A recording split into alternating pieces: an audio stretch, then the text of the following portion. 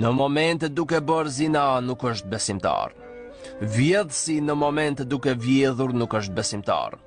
E as ai që pin alkohol duke pirë nuk është besimtar. Andaj, ajo që është haram me shumicë, është haram edhe një pikë prej saj.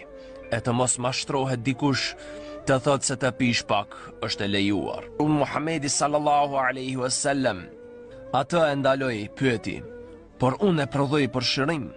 Pejgamberi alayhis salam u përgjigj, vërtet, alkoholi nuk është shërim, por sëmundje. Vetëm tani, të moshës 15 deri 29 vjeç, ka afro 320.000 të rinë në botë që vdesin në vit nga përdorimi i alkoolit.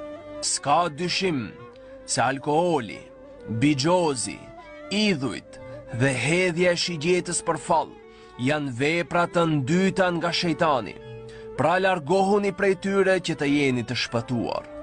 Shejtani nuk dëshiron tjetër, përveç se nëpërmjet verës dhe bigjozit të hedh armiqësi mes jush, t'ju pengojnë nga të përmendurit të Zotit dhe t'ju largojnë nga namaz.